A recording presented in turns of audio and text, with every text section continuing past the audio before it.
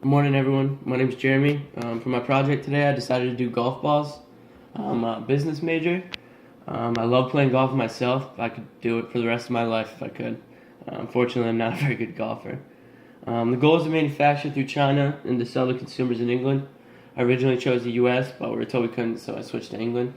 It worked out good for me because England is one of the most popular countries in the world for golf. They also have more courses than anywhere else in the country. If anyone knows or watches golf, they have some of the best players in the world as well. One of them being my favorite, Rory McIlroy. So the background of golf.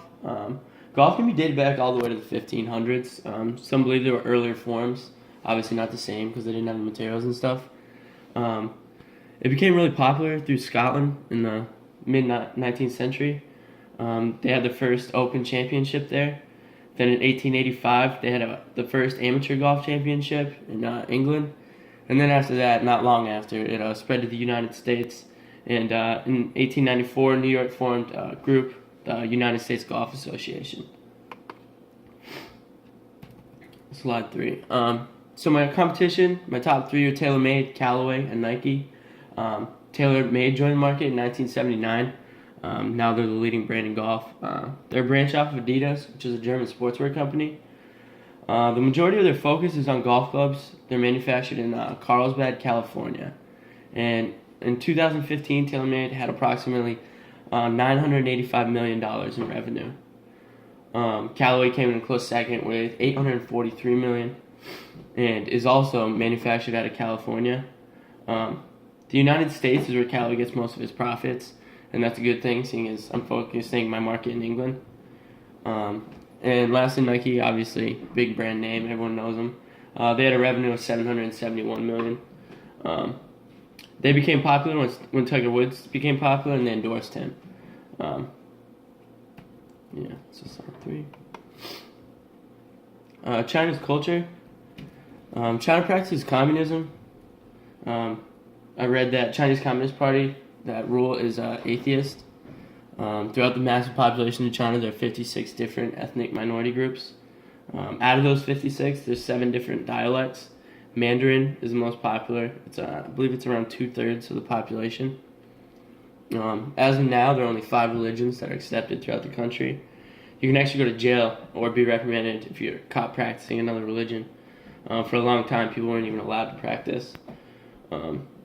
It's critical for me to understand their culture, especially business culture. You're always supposed to be actually prepared for your proposals. They're like handouts. You're supposed to do everything black and white. They don't like color. They believe in making strong relationships before closing a deal. Sometimes it takes a while. Oftentimes multiple meetings. You want to avoid political related questions as much as possible. And don't make strong negative statements. I would always have a translator with me, of course, for any misunderstandings or miscommunication. And then we got England's culture. In England, they're generally very class conscious, so it's important to make a good first impression.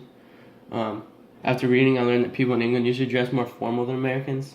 They have good posture throughout meetings and rarely use slang when discussing business. I know I have to work on my posture when I go there.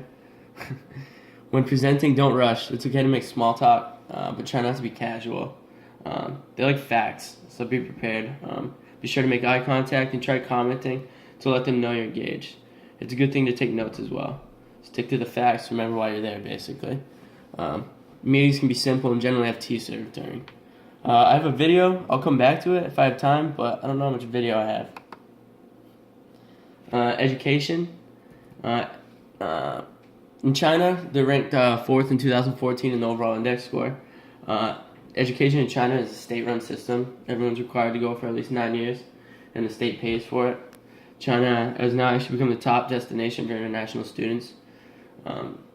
Spending in China has gone up 20% since 1999, allowing more students in universities. So in 2015, they had, I think, 1.5 million engineering and science students that graduated. And South Korea ended up with the highest overall scores out of all the countries. England ranked number 6 in overall scores, so they're both really smart countries, ranking in the top 10. As you can see, they're both very well educated. I find it interesting that both countries have primary school and secondary school. You must be doing something right. In England, it's free for all children 5 to 16 years.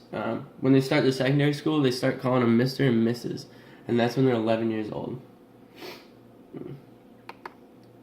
And then the United States, the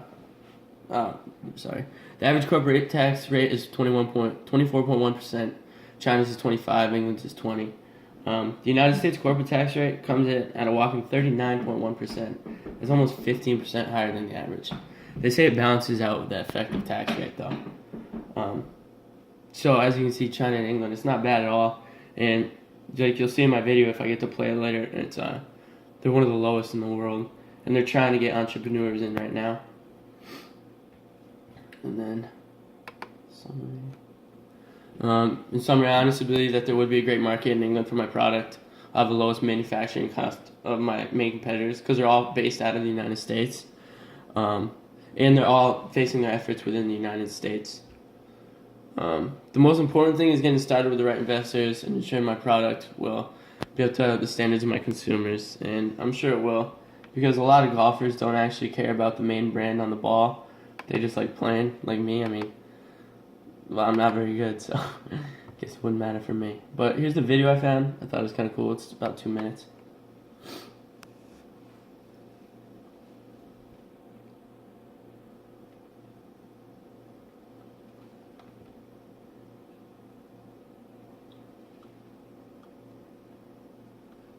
Oops.